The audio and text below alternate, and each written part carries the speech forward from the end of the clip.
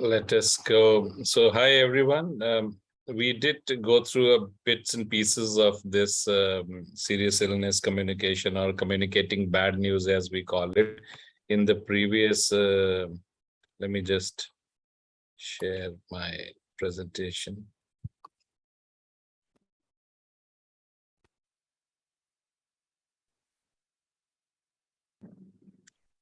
But we'll go through them. If there's any repetition, I'll probably skip through that.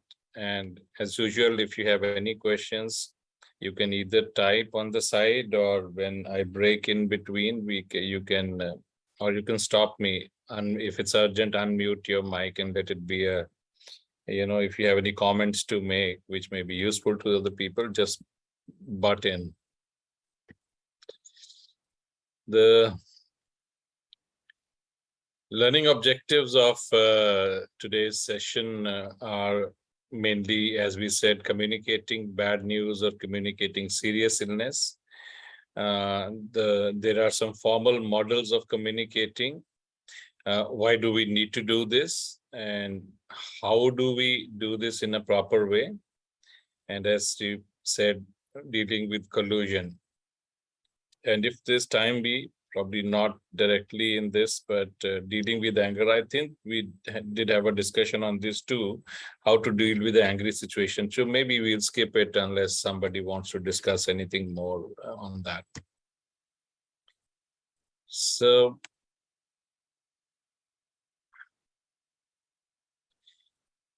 what is the ideal method? It's an unanswered question and always off discuss, as we discussed last time, also a little bit regarding that, how to tackle the family in the best possible way.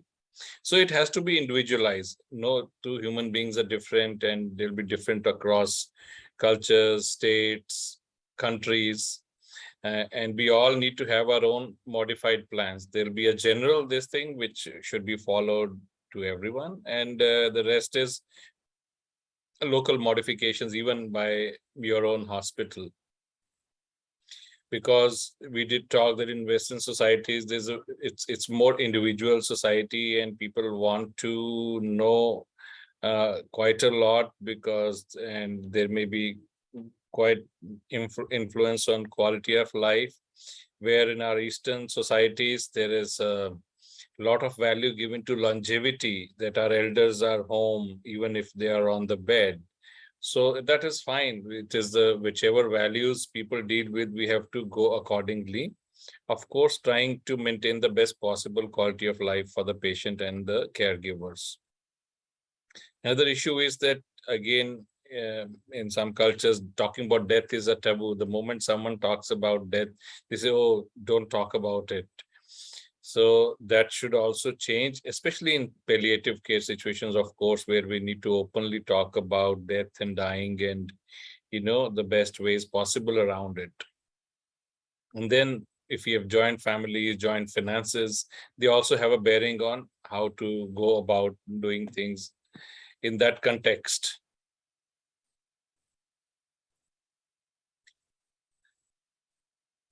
So we all keep talking about that patients have the right to know, and it is becoming more and more legally also binding that we don't withhold information from people, especially if they want to know the correct prognosis.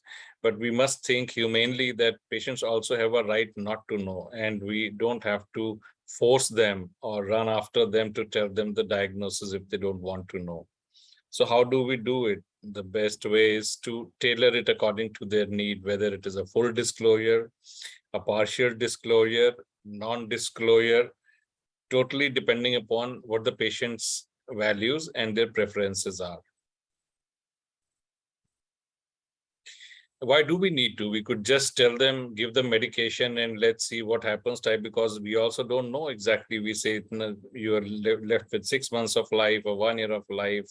It's more in the movies. In real life, we don't really give those weeks and months. But yes, sometimes we have to give a broader outlook depending upon the scientific literature. So first, we have to know our own statistics and medicine well to give a realistic prognosis.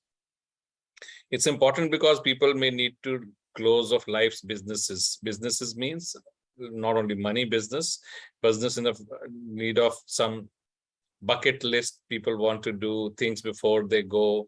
They want to write or change their will. This will not be possible if the diagnosis and the terminal prognosis is hidden from the patient. So that is where the legal requirement also comes, that we have to try our best to give the correct thing to the patient. And to avoid hospital hopping, doctor shopping, because if we are circumspect in telling them, they'll unnecessarily go to 10 places and probably somewhere get a not incorrect information. And this might, create barrier between the patient and family, and, they will know from everyone's face that something is wrong and they are not being told about it. So there's a lot of benefits of communicating clearly. So what is individualized disclosure model? So what I mentioned that day also, what I try to follow, and every specialty has to follow in their own way. Somebody who's doing a biopsy, someone like me who's doing an electrophysiological test to see if there's a degenerative illness with a bad prognosis. At what stage we need to talk to the patient, and and the best possible ways as early as possible. Possibly at a stage where you also don't know the seriousness of the diagnosis. That is when to ask the patient that how much they want to know, or do they want to know, or they want somebody else to know about it.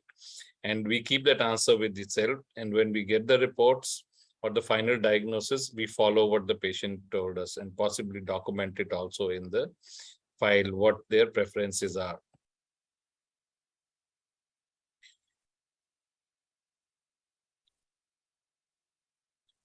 So either is when the patient wants to know, then the next step is that we ask them that, well, I am sorry, something like this. I am sorry. I'll show you a bit small video also we made, just an educational video with one of my residents, Dr. Abid.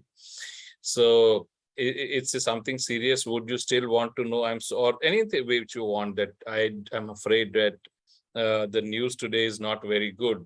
And then wait, because that gives the patient one more chance to back out and say, really? And then can I call my son or daughter, or can I call my husband, and you talk to them? So that's another chance to know what they want to know. And then give a warning shot by, as I said, saying and looking in a bit of a somber mode, so that patients finally makes up their mind that they are ready to know. And when the patient gives a desired narrative approach, that is in a story form, not like a one shot, bullet shot, that is not advisable. So this is what I was talking about,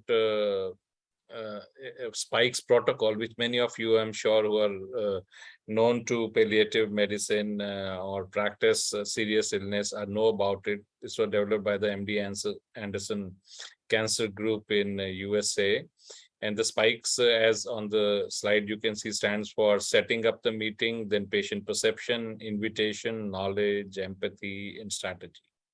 In short, it means that set is, as we briefly touched upon, setting up a meeting, uninterrupted, a quiet room, maybe next to the ward, where you keep your phone aside and you are not distracted. You're sitting in a position which slides I showed last time, in a more benign and comforting position. And for P is for patient perception. That is very important, often not realized unless we learn about it, is that it is important to know how much they know. If the patient comes in thinking that they are totally fine, and then suddenly you give them a terminal prognosis news, it may create a big very emotional reaction.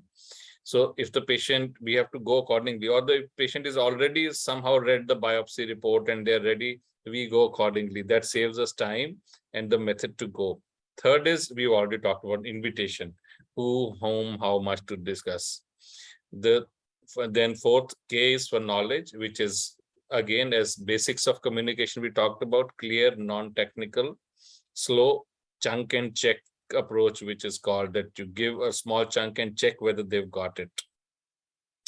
In the end, you might need a lot of empathy to help them in their emotional reaction.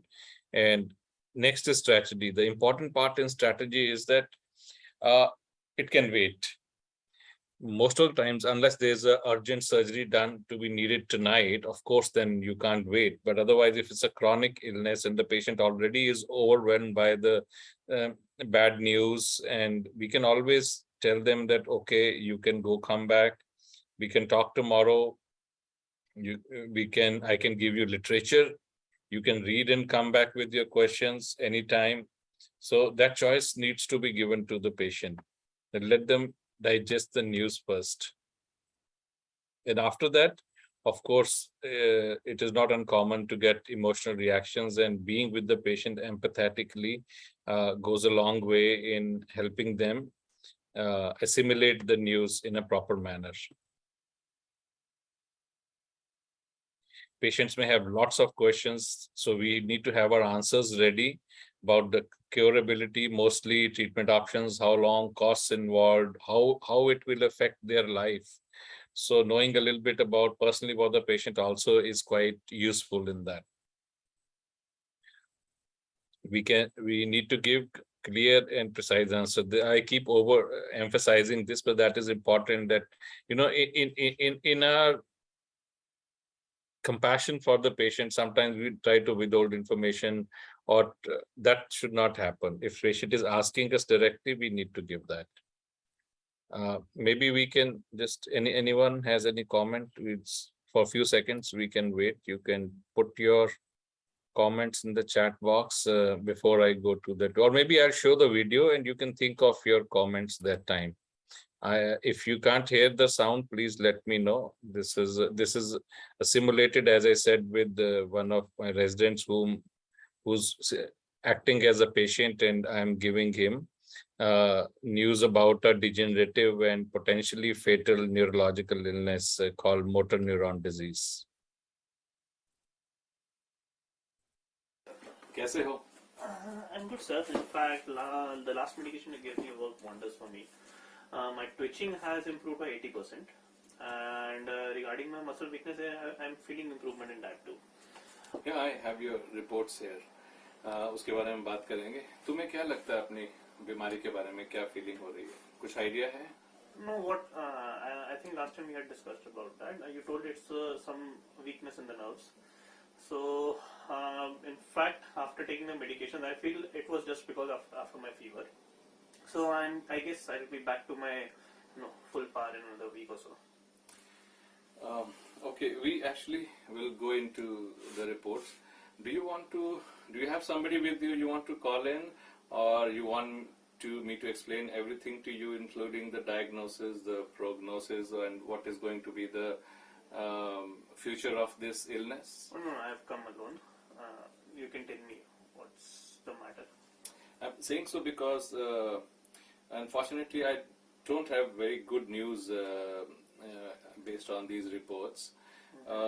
It's true that it's a nerve disease, as we discussed last time, but after doing the electrophysiological test, we have come to a diagnosis which we call as motor neuron disease. It is a nerve disease. It affects the neurons and it makes them weak, and sometimes they degenerate. The problem is that this disease is not a short-term disease. It's a long-term disease and usually progresses over the coming days and months and years. You must be mistaken here, because I just have a very mild symptoms of bit weakness, a bit twitching. That guy, I guess, was wheelchair bound, and like I think there must be a mistake here.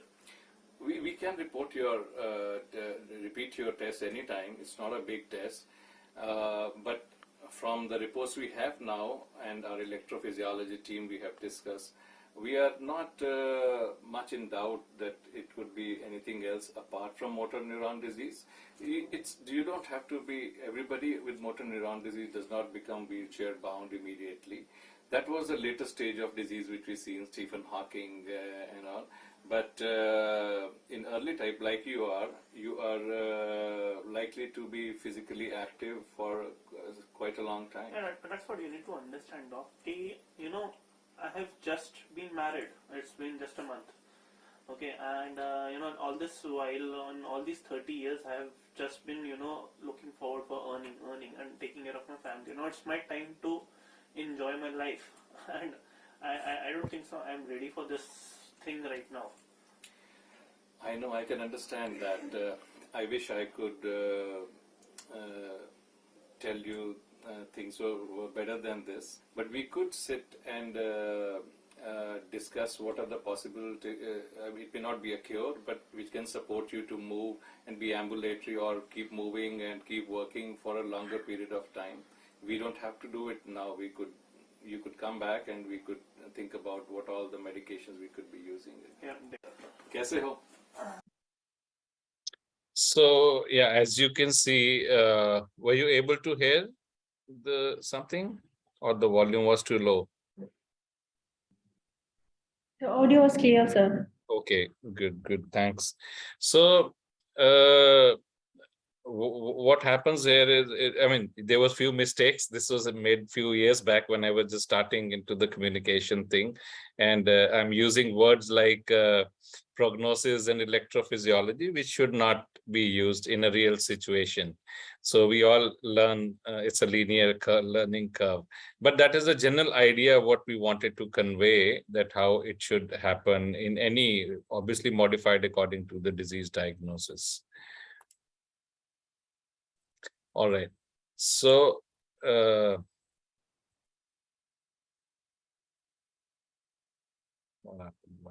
going to the next slide. All right. So what is collusion?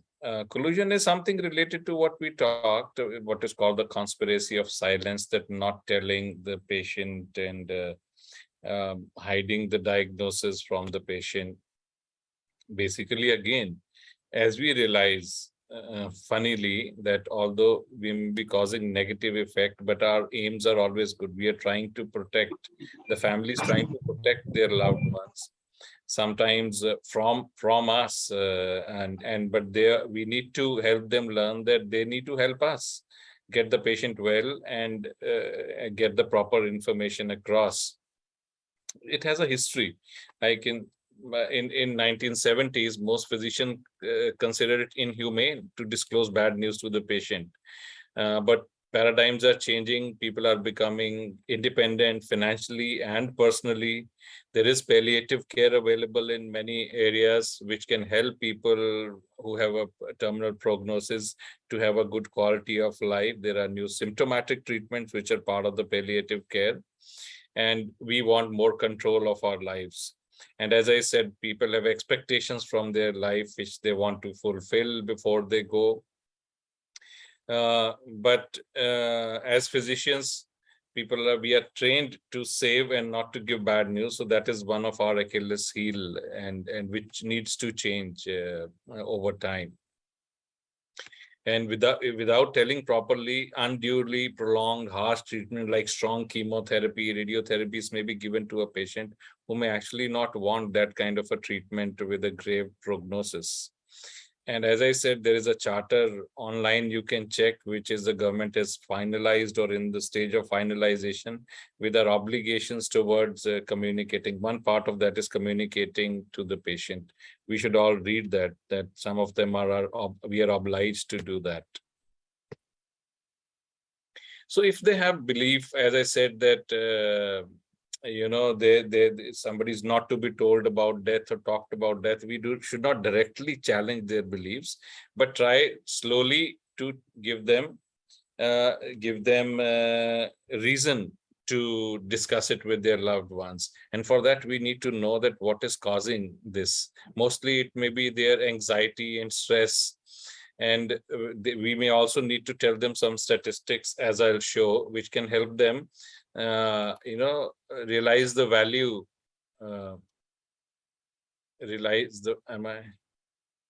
someone's written the voice lost. Can you hear? We can hear you, sir. Okay. It's clear. Yeah, okay. So especially in joint families and all, people have different opinions. So first we need to calm their anxiety, and then get some chance to give them relief. this will win the trust of the family and the patient. And as I said, give them data. So this is one of the papers published here from India in a journal of cancer, and where they asked how many people patient would want to know if they had a grave prognosis. And although the general tradition is that in our society, people don't want to know, almost 94% wanted to know if the illness is cancer. About 85 wanted to know the exact, in fact, week to week prognosis, 85% of the people. So it may be fear for you. I may say, if I get cancer, I will want to know, but my brother or sister or my mother will not be able to bear it. So this was done to tell people, we can use this statistic to tell that we can understand that you're worried about your loved ones, but our research shows that most people want to know. If you don't want us to directly go and tell them, at least let us ask them this question, how much they want to know. So a bit dicey, as I said, but we have to find ways to go around this.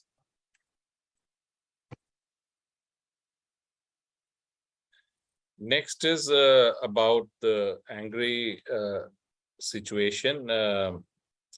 We did briefly go through, somebody asked the question, but I'll go through formally. Maybe we have missed some points during the discussion we had last time. So anger is, we all know, in many human situations, a very consuming negative emotion. It consumes a lot of energy. It gives us emotional stress, and if not managed in time, can turn to rage. So the difference between rage and anger broadly is that when we reach the level of rage, we have all seen sometimes in ourselves or around us, our thinking capacity bypasses, and we just go to our fight and flight mode, and that is where a lot of mishaps occur, violent reactions occur.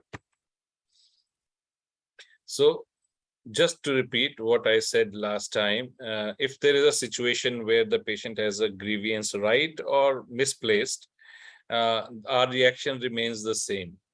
So that is what we have to inculcate in our practices, that we don't judge whether that what patient is saying is right or wrong in the first phase. Of course, there'll be a time come when we discuss it on merits, that actually what happened was this. But when the relative or the patient is angry, some mishap has occurred, first thing is to just quietly listen. Of course, keeping a safe distance from them so that we don't get violent or we get hurt.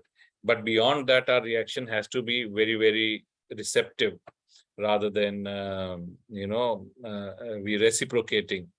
So we have to facilitate the anger to flow or ebb away, and that is just stand and listen, look attentive, not stare into the eyes, little kyphosis in the spine to respectfully bend and not show our that superiority in that patient doctor relationship. And confident eye contact means you keep looking into their eyes, and then you shift your gaze to a little bit here and there around the eyes, on the face, but not look down all the time. And then we keep help on standby. The next step is then resolving the situation. Once we've heard, then we try to resolve the situation, because it could be either a complaint or it could be just anger at because the mishap occurred and it was not part of a mistake by somebody. So it could be just that they need the person who's angry at us needs a bit of a comfort from us. So we can do that. And of course, there might be issues which in the future can be resolved. If they were not given a bed or a ventilator or something, and we can say that this is what we can do, and this is the time frame which we can provide you this in this hospital, and we will give it our best try to do that, and we should honestly try to do that. And this should be done while sitting and discuss and correct the correctable. So this is a broad category, how to manage an angry situation, becoming very important these days because of a lot of frustration among patients, carers, medical staff being attacked and all that. So I last time showed 4 C's of communication. So I add 2 C's to that in conflict resolution or anger management. The first are same as complete and clear, concise and candid communication. The 5th C is calm, as someone suggested in the last in the last meeting. So this is very important here in angry situation. Remain calm, not react, but respond. Be the difference between responsive and reacting. Response is a very voluntary thing, where reaction is a uncontrolled, almost like a, as we say, knee-jerk reaction.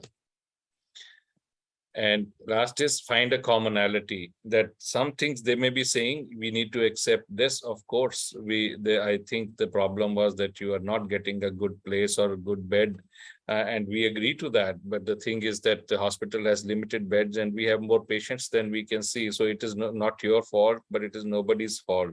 So once they calm down, try to give them sense that well, this is nobody's fault. The system is like that you may not get things in time sometimes. And then another common ground is that, of course, what can be done about it? Oh, that was a little early. Do I have anything more? I thought I had that. Does anyone have a slide about the Elizabeth Kubler grief thing? So that is related to, does anyone of you have that slide of the Unfortunately, no, doctor. Kubler-Ross thing? I have it somewhere, but it might take me some time. What we'll do is let us have people's reactions and this thing. I'll try to find that slide and spend a couple of minutes on it. In the meantime, we can have questions either verbal or in the chat box. We did have a lot of discussion. Maybe people have more comments to make, because I'm sure all of you are doing all this on a regular basis, and you may have your unique situations and challenges which I may not have come across. So we are happy to discuss in the meantime when I find that slide. Sure, doctor. Yes, as Dr. Param said, every one of us, whatever be our provision, like we'll be having a specific situations where later we thought that, okay, I could have handled it better, or what I could have done better in that situation. So the forum is open now to share your experiences or thought processes in that.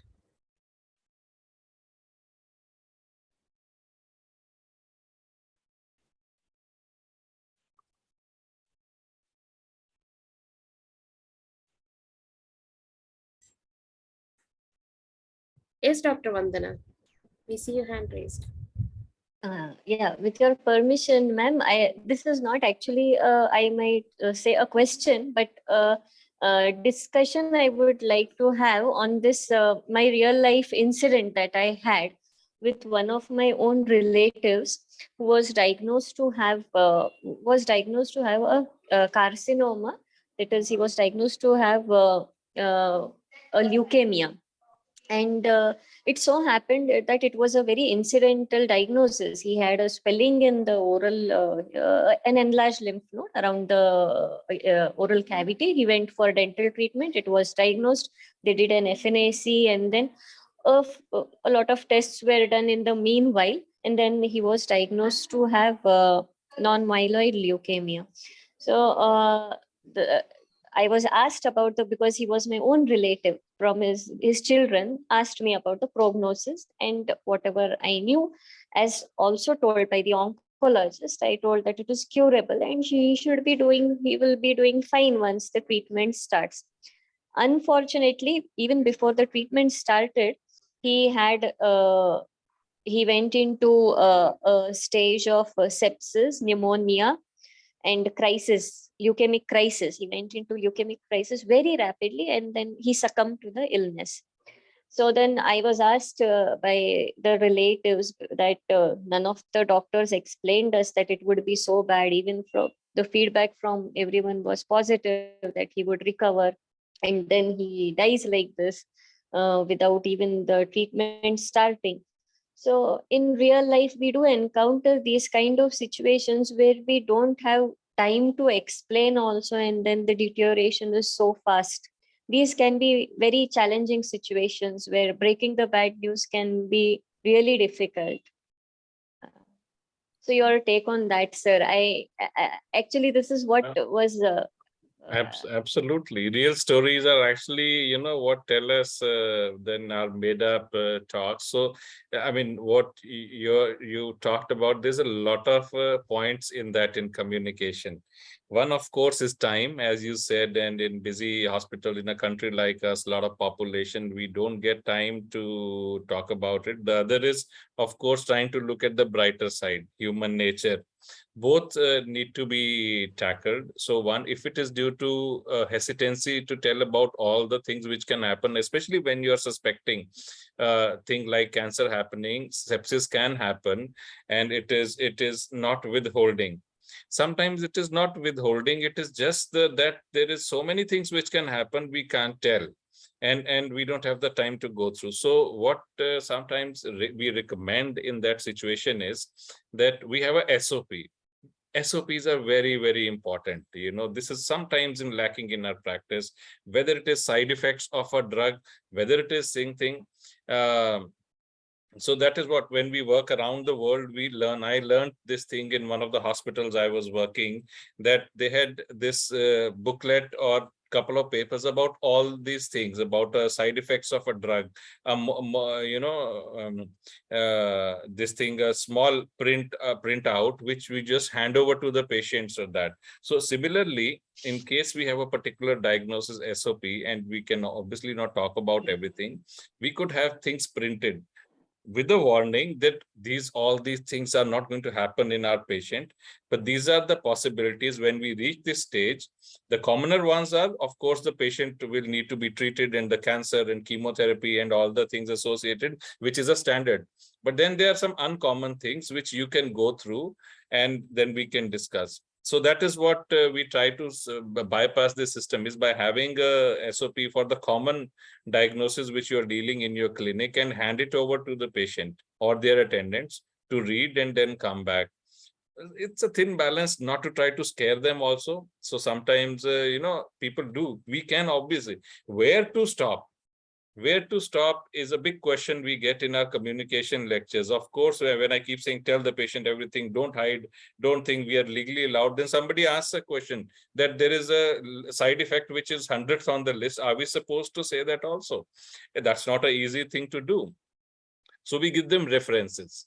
We give them, let's say, the first 10, like if you see in some websites where side effects are given, there'll be common side effects, which we tell verbally, 3, 4, 5. Then the next 10, we give them in a printout, that this can happen, keep a watch over this. That is just a 1 page of slip. And beyond that, we should have our own society, like Epilepsy Foundation in my case, or wherever in your case, cancer case, where you can give a reference. Almost most of people are net savvy these days.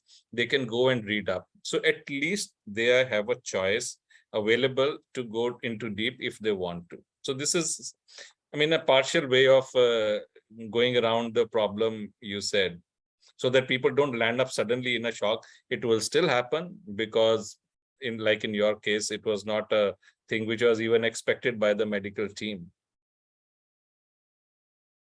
Thank you, sir. Thank you very much.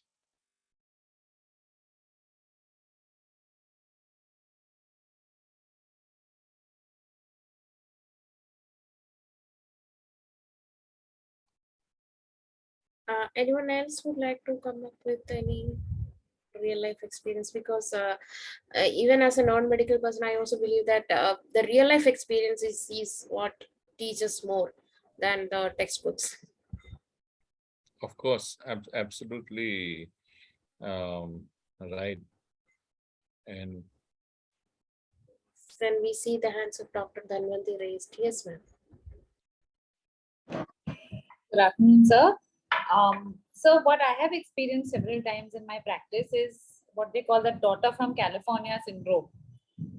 So when you break the news to a patient and the relative who's sitting there, they have been fairly accepting of the news. They have agreed that these are the consequences, this is how it's going to progress. They've even taken it, I would say, in a mature way, in a fairly decent way. But the daughter from California, means the daughter, the caregiver who's not there, she will take an active interest. She will say, oh, but I have spoken to doctors here, which is the most challenging thing to deflect, because obviously they consider American knowledge or whatever superior knowledge. It's their belief. And or she'll say, I've spoken to a friend here, and they are offering solutions which may or may not actually even be feasible. Then you have to go through a lot of counseling, which gets quite time consuming and fatiguing on both sides, to overrule this girl who is not there, who's not an active caregiver, who's not even there to watch the person in his last days. So how do you overcome this syndrome? Because this is something we see very, very often in our practice here. Yeah, thanks, Dr. Dhanvanti. It is very common everywhere, and bigger the institute, bigger the discussions you have. And I've done it so many times myself. Very recently, again, somebody actually known to me, and then their family of doctors and non-doctors in all over the world. So that the doctor from California, whatever we want to call it, that syndrome, we need to understand it first ourselves. So a lot of it is possibly due to a personal guilt of not being there, right? So a lot of anxiety, and especially, not letting go people. For end of life care, people would know, they see it every day. I don't see too much of end of life care in my neurology epilepsy practice, but they are the ones who will see, oh, I was so busy with myself, I didn't take care of my mother or father, and they would either be there or rush down, and with a lot of money, and they would not thinking that what their parents would want. They would want to push in everything, ICU tubes, everything, just to get over their own personal guilt. So we have to understand where it is coming from. And sometimes, of course, in a position of that I'm somewhere where I have a lot of connections and I can help with connections. So at heart, they are trying to do well for that. So this is one thing very important we come back to, that at heart they are trying to do well. Of course, it is not gelling very well because the system, the treatment, the logistics may be very different here. And most of the times the doctor's advice from somewhere else who has not seen the patient may be just a generic advice. So I totally, I can understand what you're talking about. So what you do is, now we have to do it. We have to tackle it slowly, especially when we're in the private setup. Your obligations are a little more expectations. Government setup, people can just say, I don't have time. And, although we try to do that. So what I would do that in that sense is that I would definitely talk. At least I talk to one. I do not talk to now. Another point, sorry, I'm digressing, is things are becoming where we do not talk much directly on phone calls. First, there was somebody who would call and say, my so-and-so is admitted there, I can't come. Can you tell me about that? Now the privacy, disclosure of patients, their information, I mean, somebody may not want their cousin to know about them, and the cousin calls us and asks about it. So that can lead to, again, legal issues or whatever. If they have some interpersonal issue, they want to know the diagnosis and then use it somewhere, or it's a spousal conflict going on, they would give you a call. My wife's not well today. Can you tell me about her? So we all have to be very careful that we should be trying to talk to people on phone only after asking permission of the patient or their authorized next of kin, that somebody called us. If you want, that's what I do. If you want me to talk to them, please connect me on your phone and make me talk to them. I don't know who's the person talking to me, so I generally don't directly respond to calls. I ask the patient attendant to connect me to whoever they want me to talk to in any part of the world. Number one. Number two is that then I do talk and I give them, and sometimes the advice is good. I have got good advice from those people who had talked to some doctors there, and I have no shame in saying that sometimes we don't think of stuff, limitations. I send my patients myself to other second opinions. That is what I think we should all be doing once it's a complex patient. So, but many times I agree with you, the advice is a little bit very generic and trying to do extra or overdo it. And that time I would listen and just tell them that okay, I've listened to this part is possibly we are going to give a thought, and I'll get back to your mother or who's here with the patient, and we'll discuss the rest of things. I think we have already looked at them and we have ruled them out, but thanks for getting back. So first call, depending upon the setup you are, I usually welcome a talk of about 2 minutes, 3 minutes, if possible in my schedule, or we fix up a time. And beyond that, if it is getting a bit of a nuisance, then you have to be very honest and forthright that whatever it is to be done, you convey to your family here and they can ask us the questions. And we have already talked a lot to them. It is not only by phone, sometimes people land up. And that is when they want to know everything all over again. And, the other people will not tell because they feel that this is somebody knowledgeable who has come, and let them ask all these questions again. So it's a subtle thing in the local family's mind also, that let them ask again, which becomes a bit of a nuisance for us to tell all the things again. We have to find our own way where to draw the line. Best is to verbalize it. I like verbalizing. I tell them that, okay, tomorrow morning when I come for rounds, I will keep 5 minutes for this. So when you say 5 minutes, that means that I will appreciate if you focus your questions to the most important, so that nothing gets left out in those 5 minutes. So once we already set our boundaries and limits, I think things becomes better. But it is with the new technology, new internet communication,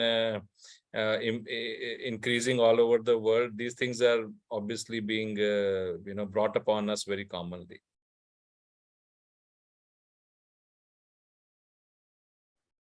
Thank you, doctor. Yeah, but that's these small things are very, very important, which do take up and our energy and time, and we need to find the most efficient way to deal with them. Basically, I believe it is just keeping our minds also open.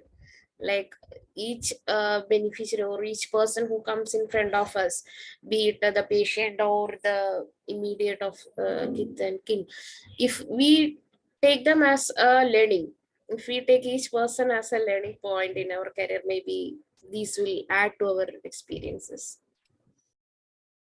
Absolutely. We do learn a lot from all these interactions, and they make us ready for next time.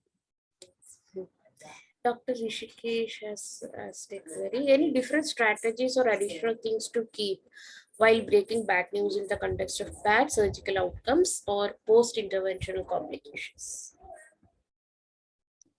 Let me get the question right. So in bad surgical outcomes, you can speak out.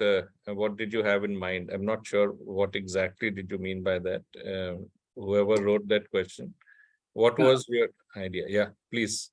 So usually what happens is one of the junior doctors takes the consent, explains the procedure, and on the next day after the surgery rounds, there's a different person dealing with the relatives. So they might not know exactly what has been told, and the outcome may not be favorable, as in there might be a complication or a change from yesterday's situation. So how is there anything different we need to keep in mind for this situation, or it's the same strategy?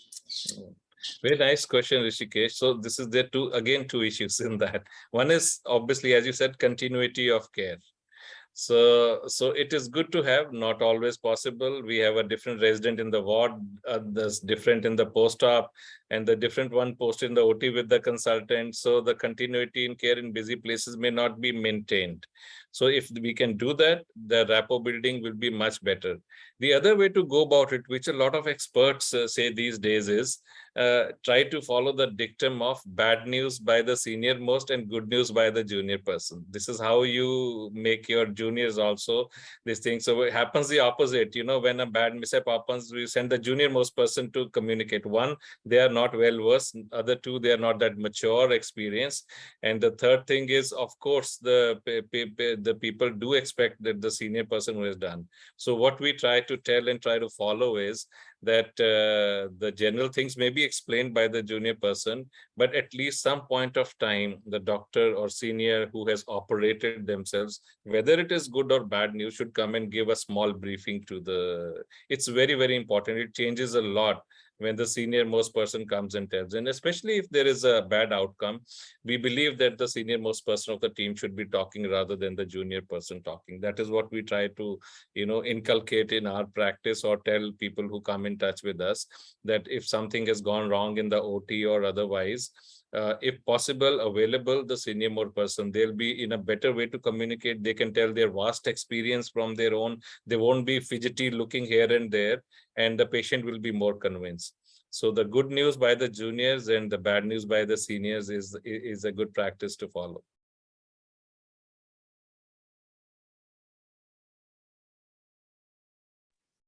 Thank you, Doctor. I believe Dr. Rishikesh, that answers your question.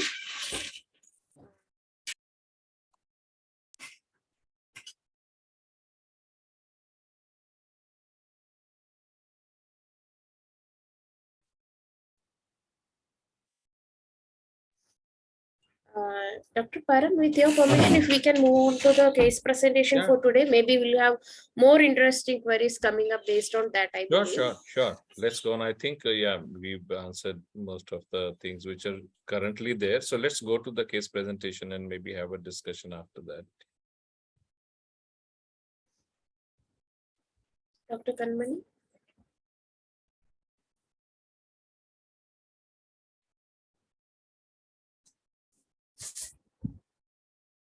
Good evening, sir, and everyone. The case for today is about a hypoxic ischemic encephalopathy. This 26 years old male patient,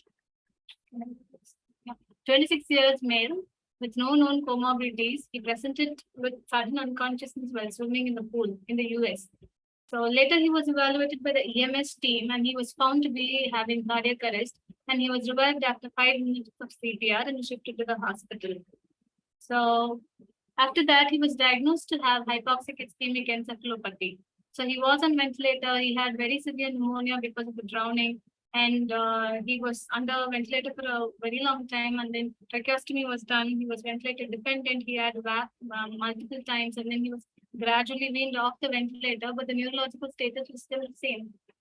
He was on TPs and he was requiring 2 liters of water to maintain his saturation. He was transferred to India after 3 months. We received him the ER. Yeah, we received him to the ER. He was on TPs with 2 liters O2. Rice tube was there, Foley catheter was in place. His vitals were fairly normal, and his GCS was only 3 to 4 T out of 15. He was decerebrating. He had occasional purposeless eye opening, and his pupils were quickly reacting to light. Except the respiratory system, all other systems were normal. He just had occasional crepitations and he had secretions in the tracheostomy tube.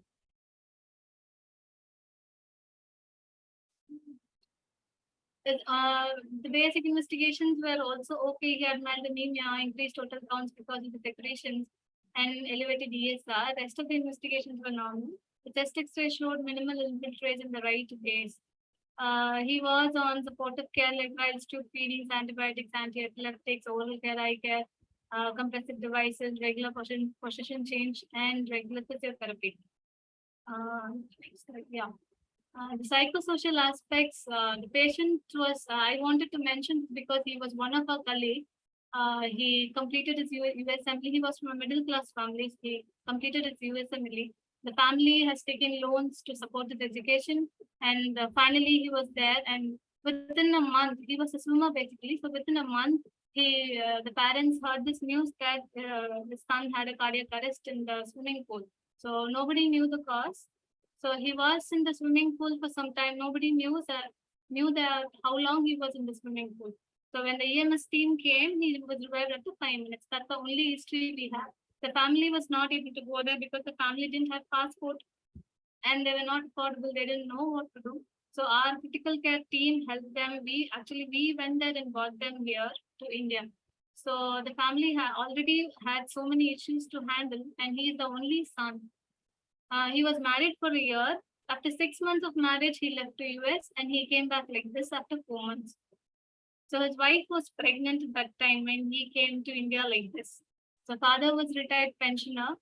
The parents it was very difficult to counsel them. The parents, despite that explanations, they believe that he'll wake up very soon, and they were not ready for further counselings because we kept telling them all the negative things. So they were not very happy to see us at all. They used to skip the counseling sessions. The important point is the wife was not brought to the counseling, not even once. Only the mother and father used to come. Next slide, please. Yeah, so we explained them the wife was pregnant, so she has to know the diagnosis of the husband, but the wife was not brought to the hospital. The family was requesting multiple neurophysician opinions. The most important thing with this family was they requested the MRI images and they took the MRI images for performing pujas. Somebody said something that if they perform puja, he is going to improve. So money was spent on that. Major amount of money was spent on that on daily basis. So we actually supported the family to a certain extent. Our critical care consultants, our colleagues, so we were financially supporting them. Once we knew that they were spending a lot of money for these issues, slowly the hospital itself was trying to charge them for the beds and all. So the family was very unhappy and they kept transferring him to different hospitals. So we advised only home care for him. He didn't improve. He was in the hospital for 1 month. He didn't improve. So after 1 month, the financial support from us were cut off because we couldn't support them because ours was a tertiary care hospital. So it was very costly. So we were not able to pay the bills. So the family was also unhappy, so they kept transferring to different hospitals. Next. The main concerns, the 23 years old young wife, she was pregnant. She was not informed about the prognosis of the patient. It was not informed to her family also. After 3 months, she left the husband's home. And till now, we don't have any information about her. And after 3 months, we met them once and they were regretting for continuing pregnancy. So they were blaming the in-laws, the patient's mother and father. So the parents were scared because they might lose their grandchild. So they didn't want to disclose the diagnosis to the wife. So my summary, 26 years male, post-cardiac arrest status, diagnosed of hypoxic ischemic brain injury with a GCS of 3 to 40/15. There was no neurological improvement for the past 6 months. He had multiple infections, UTIs and pneumonias. We were unable to wean him off the O2. He was requiring minimal O2. The patient actually expired after a year. He went into septic shock and cardiac respiratory arrest. We couldn't revive him. Because he is our colleague, I just wanted to discuss about this patient because what better could have been done, I don't know, because we were all in agony. So these are the points I wanted to discuss. So ours being a tertiary care hospital, we have a multidisciplinary team. We have psychologists, psychologists, family health relation members, everybody to counsel the family, but we failed to counsel them, or I don't know, they were not willing to accept the prognosis. So what better could have been done to make the parents understand that the wife needs to be counseled? Purpose like eye opening, steering, and spinal reflexes were considered signs of improvement despite multiple explanations from the neurosurgical department. Prolonged phase of denial, spiritual issues regarding this family, collusion played a major role in emotional breakdown of the wife and the family. Thank you. Sir, I would like to know how better we could have handled the situation. We have never met the wife even once. So he was my colleague. He was just 1 year senior to me. I have known him for 6 months. So after that, he left to US. In another 1 month, we heard a news like this. And after 3 months, he came to India. So we were in a very tough situation because he was one of our colleagues. So we couldn't be harsh on the family also to make them understand. What better could have been done, sir? Thank you, Dr. Kanmani, for bringing in that. Again, this is a real life experience in your professional life as well. Thank you for bringing in that. So I believe before moving on to Dr. Param's expert advice, I think maybe we should ask the other participants once, right, sir? Yeah. Please. I mean, I think it's good. As I said last time, also in the last case, let people frame issues. I mean, it's a very unfortunate case, and and genuinely, Dr. Karmani wants to know that what better could be done. But that is the second part. The first thing is what are the communication issues, and there's a lot of issues in this. So it would be good if somebody can try to name or list the issues available, and then we can see what we can do better in that.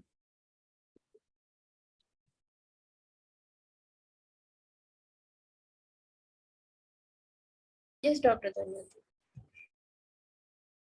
I think the communication issue starts with right from the US, whether any toxicology profile was done, all of that, like a proper handover should have been given from the US doctors to the Indian doctors when he was transferred. All these things help the relatives come to some sort of understanding and conclusion what exactly happened to that boy. These are people who are very stunned that their young, apparently healthy son, why would he suddenly end up in a swimming pool under with a cardiac arrest? So there's a lacune in the communication between the US doctors and the Indian doctors. Then between the doctors in the Indian hospital and the next of kin. The next of kin, first degree relative of this person, is technically his heir, is his wife. But for some reason, the wife has been bypassed and everything has been spoken to the parents, which was absolutely, I think, legally incorrect, probably, because the wife needed to know.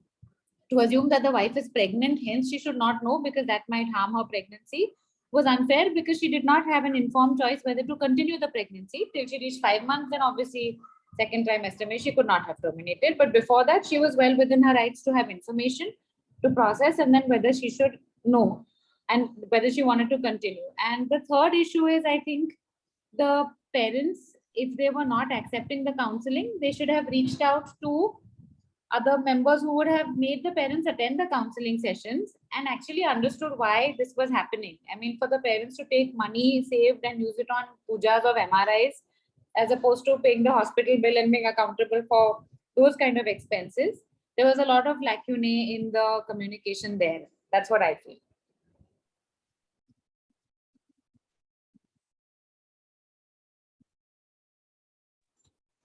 Thank you, Dr. Dhanyanti. We do have a participant from UK, Dr. Yan, and he says that in UK perspective, wife is the next of kin, insist on her presence. So, Dr. Kanmani, would you like to throw some light whether why it was not, you had already mentioned that she was not brought into the picture any of the time, but then Multiple times we attempted to explain the family to bring the wife, but they were not ready to bring her.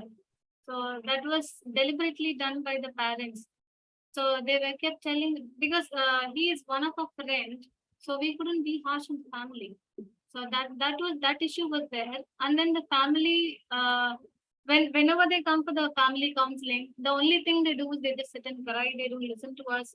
It was very difficult to manage that family because him being our friend, it was so difficult for us to even talk to them.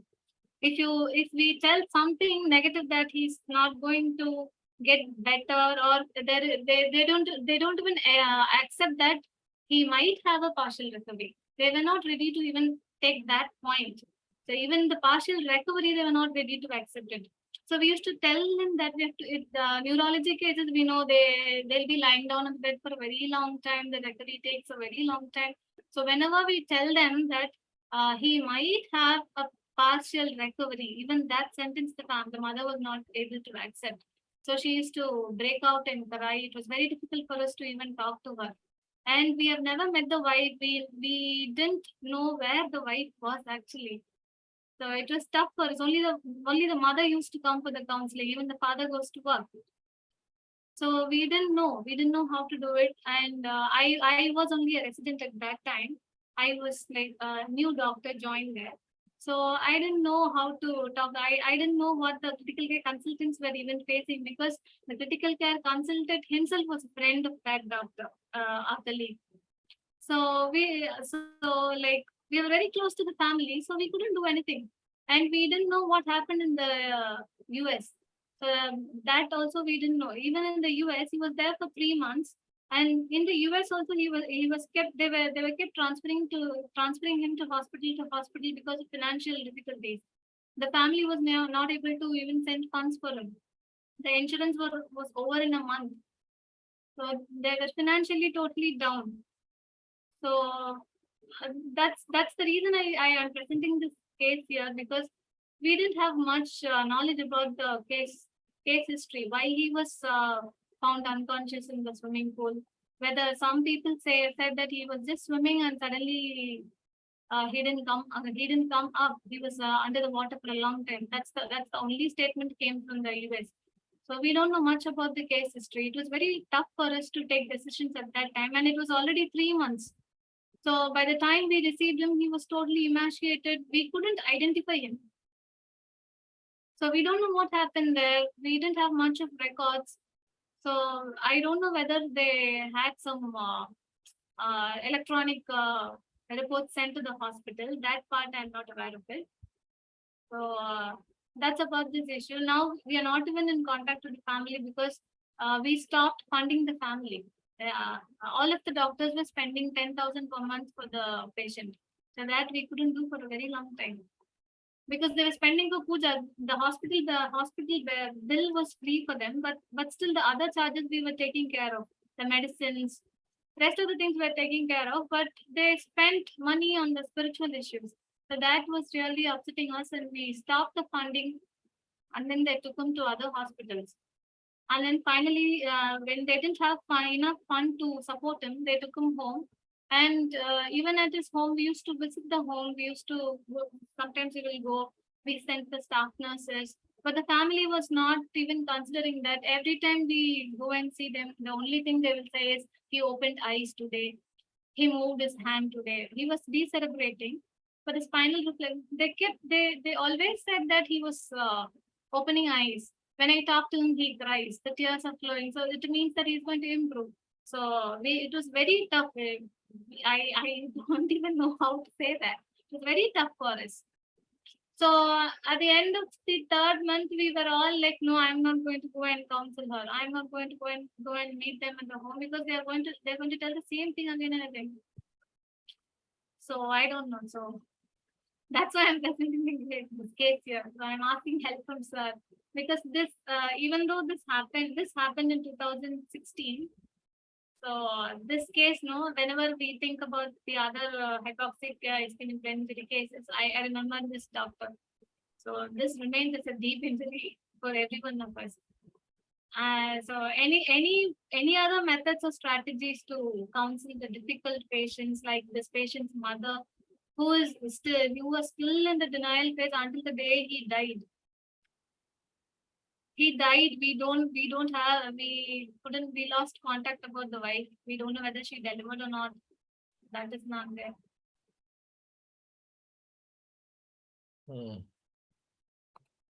So I would like to ask from you, sir, anything Yeah, that no, it is, you're right. It is a very, very challenging case, and there are a lot of issues independently in this, apart from communication and being a patient, not a very common thing, transferred, intercontinents, and so that has added to its own woes and issues. Of course, I mean, from the technical point of view, in such cases, the doctor to doctor communication is quite important, and before the patient doctor communication comes into play.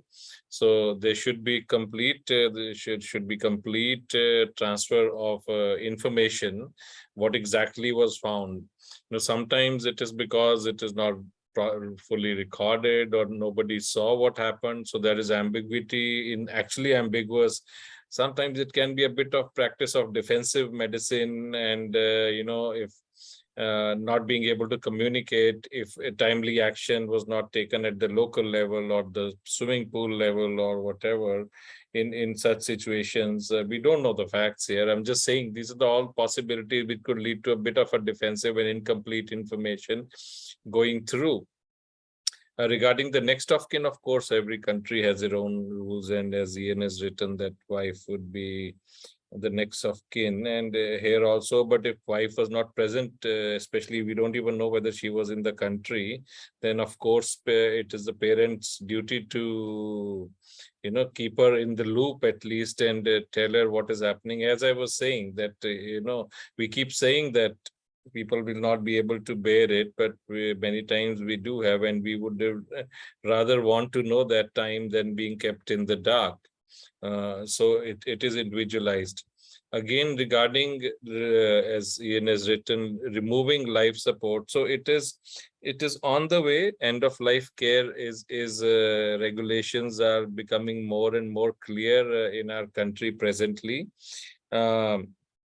So we have progressed over the last few years with some of our colleagues in palliative medicine, doing a lot for it.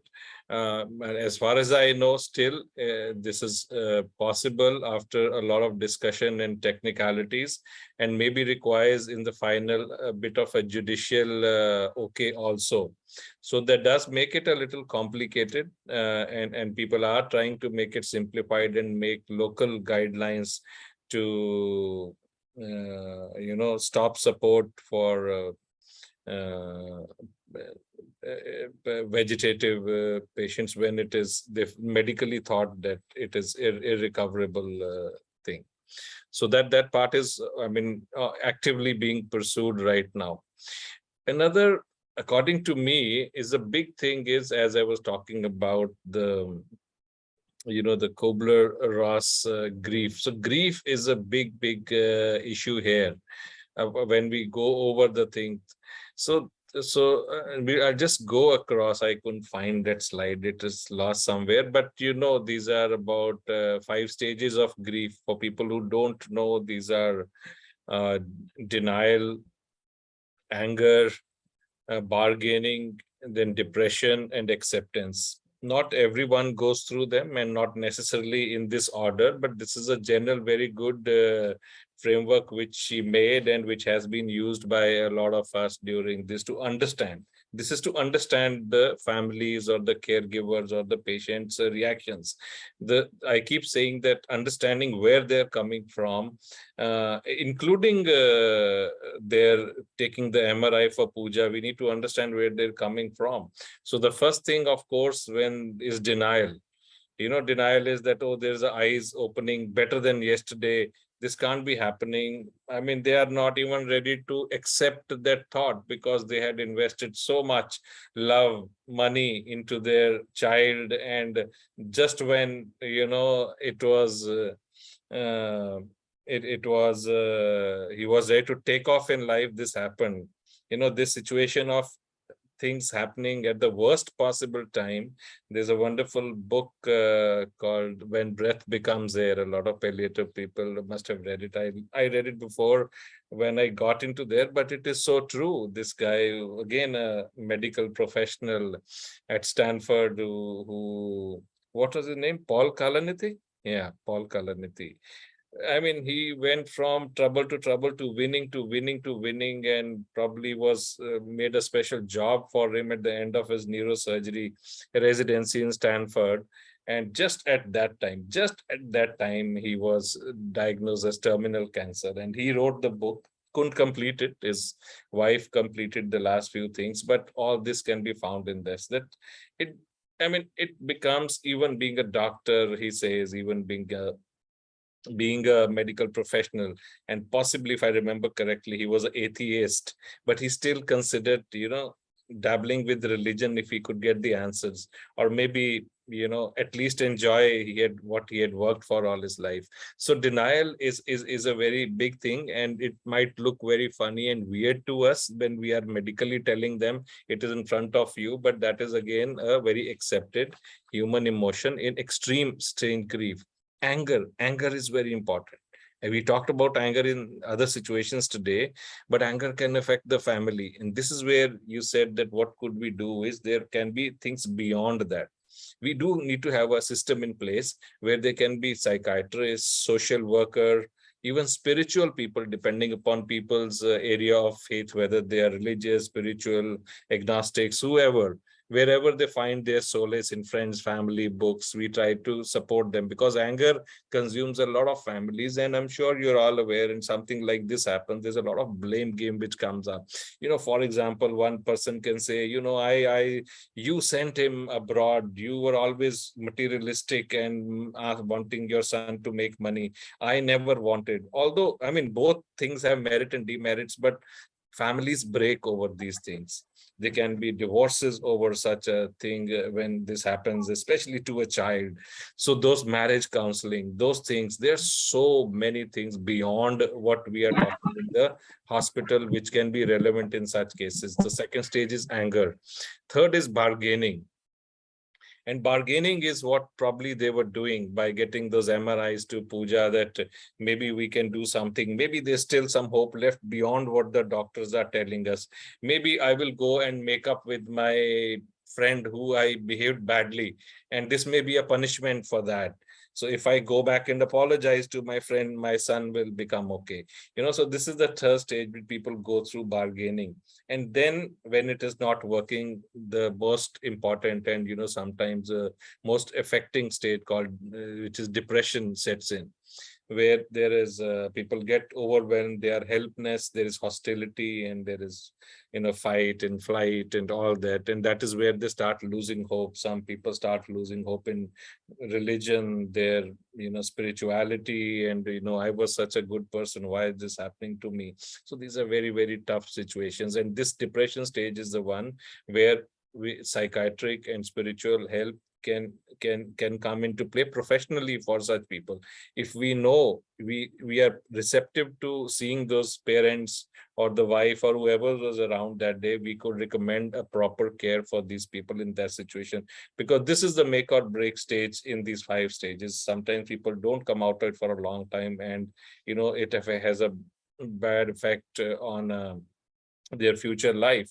And some are lucky and they go, or they get help properly on time, and they get into acceptance, where there is moving on and making a new plan and accepting that good things happen, bad things happen to good people, that kind of a phrase. And once you go into acceptance, that is where actually the healing starts. So it is a very complicated, sudden extreme grief is a very, very complicated thing. Burnout and all these things can happen. And so, I mean, to answer your question, it's not a very straightforward answer, but involving the appropriate people at appropriate stages, or recommending people to take help in appropriate specialities or therapy, is something extra what we can do in this situation, apart from, of course, the medical direct communication, which we have already talked about. So these are the few points I can think about in this case, and maybe other people can say more.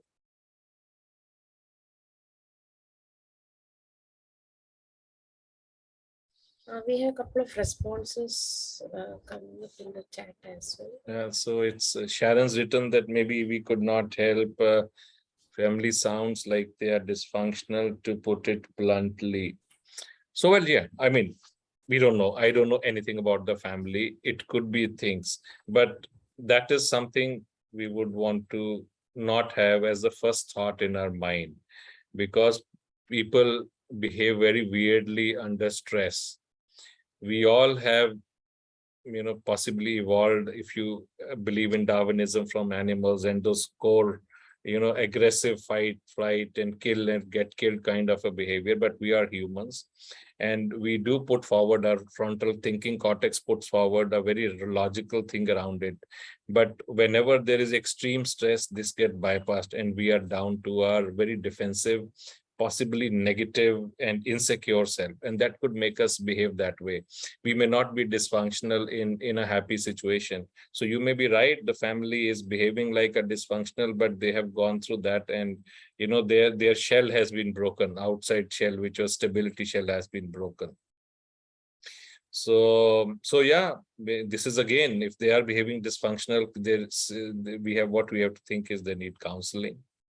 They never felt like opinion was important. And I don't think it could be, again, I mean, apart from communication, I like a bit of philosophy and all.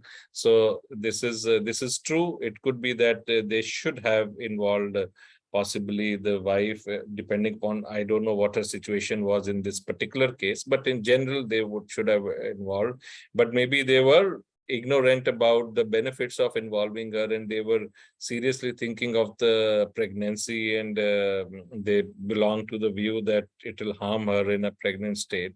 So it could be ignorance, or a negative approach. We don't know. All we can do is that guide them properly. Counseling would help, may not. I mean, it is not, we should not feel there is failure. So there is failure in communication also, and we have to be ready as we are ready for failure in medical treatment. We have to be ready in failure of medical communication. So instead of being frustrated and not practicing it next time, we should still go on, counsel, talk to them as much as possible. And then if, of course, if we are not succeeding, there may not be much one can do beyond a certain limit. But you're right. A lot of personal characteristic and traits would come into play when people go through such situations. It's, further to the point of counseling, Dr. Vandana had put forward a suggestion that would it be better if a neutral person who knows the condition but not having family relations does the counseling? Well, yeah, of course, if there is, it all depends upon the trust situation in that particular situation. If one of the components of the problem is lack of trust or concealment, then a neutral, or at least a person who's considered neutral, would definitely add value in such a situation, I think, because every party, the doctors, the parents, the wife's family would trust that person. So of course, when there is a trust deficit in some form, neutral people or counselor can make a lot of difference. On the opposite side, if it is not the case, then people who know you or understand your from behind, from past, understand you from past, they may be able to give you a very, very tailored counseling. So both depends upon the situation.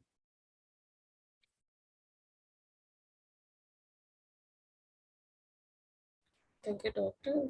Dr. Jaya had commented that it looks like his friends who supported required counseling than his family. Dr. Jaya, if you could throw some more light on that.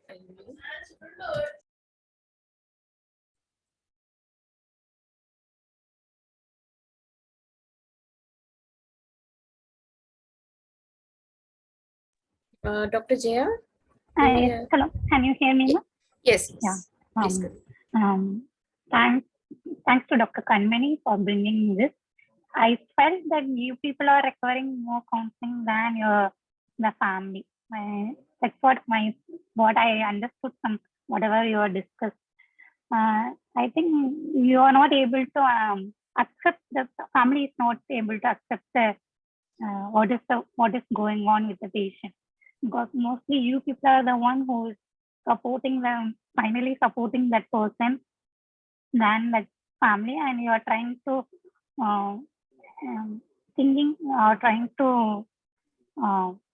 think that my patient family may accept your whatever it is going on. You are not able to convey a message, is not clear or anything. That is mostly of emotional things, I think. So you people have done the best job with that within that situation. So I don't think so any flaws in that. Thank you. That is mine. Thank you for saying that, because we always felt that we failed to make them understand. So that agony is always there with it, because he worked with us. So I think you're right, and thanks for saying that. Nobody has said that so far. So I'm happy to hear that from you. Thank you so much, ma'am. Yeah, that's a very important thing for your personal relationship, and knowing was another factor which added on to probably a personal grief also. But even otherwise, we sometimes overlook, we think of ourselves as human superhumans, and it takes a toll on the medical professionals and the healthcare professionals. So that is very important. One of the topics we talk in communication classes is a burnout among professionals, and it is very, very much there. You may or may not realize, it may not manifest in certain going through these situations, and expecting yourself to deliver all the time and succeed all the time, especially when lives and these things are involved, can take a toll on us. and that is probably partly what Dr. Jay was also saying, that people in your setup or who relentlessly try to do the best medically and communication wise may also need to have a look at yourself and take support in each other, and possibly, need a bit of counseling which can help us get over the feeling of that loss and failure.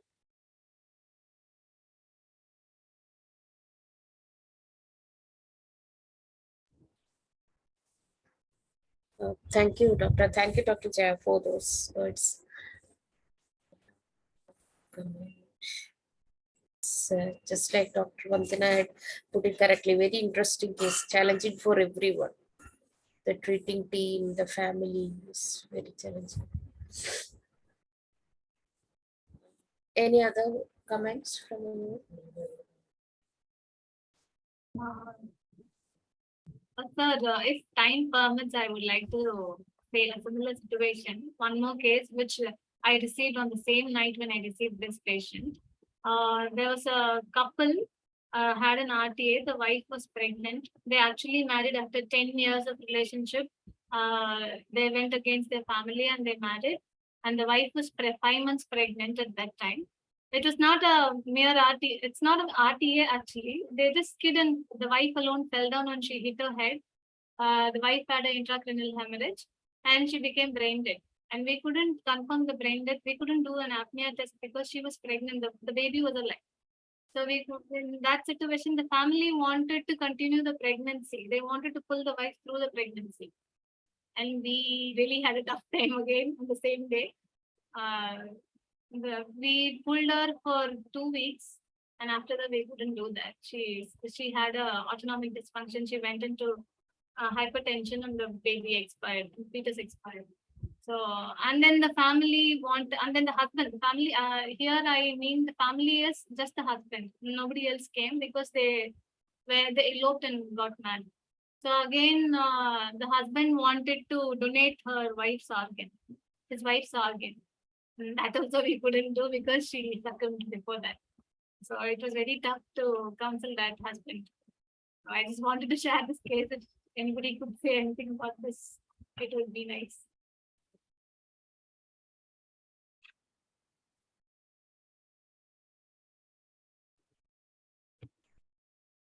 I don't know what I can say, but I can only understand that whatever we may know, that we have made guidelines and SOPs for a lot of stuff, we'll keep coming across situations which would be so unique and new that we will get lost in that. And maybe at that time, our instinct would take over to do the best for the patient and the family, because we may not have written answers for every situation. And Yes. yeah. Totally agree with that. But at times, no, when we are stuck in that kind of situation, it's really difficult for us to take decisions. We don't have words to talk to the family when such situations arise. He at least he said it's okay if my wife dies, at least I wanted to save the baby. And then we couldn't, it's not like we couldn't save the baby. Unfortunately, she had a sudden hypertension and the fetus, we couldn't hear the fetal heart sounds.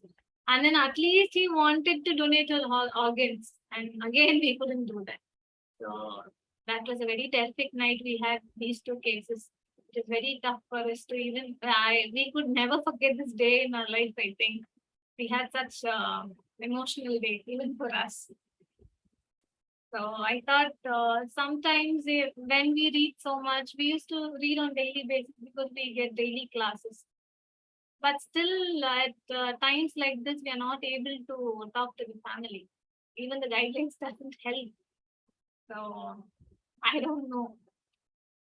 So maybe these are rare situations actually. Otherwise, we actually follow all the guidelines. But at times, these cases, they remain in our hearts for a very long time. Thank you, sir. I understand. Yeah. We get your dilemma there. Thank you.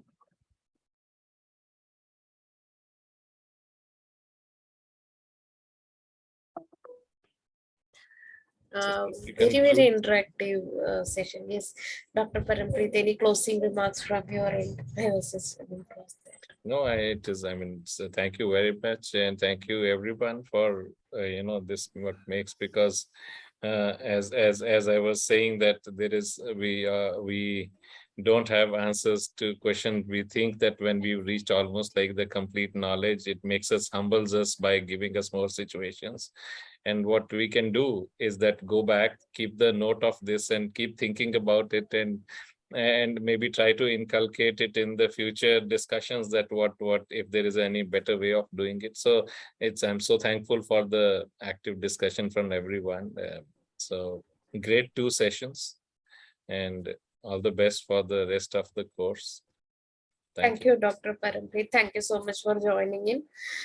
We too had a great learning time with you, all those wonderful words and very insightful informations. I believe that everyone would agree to that.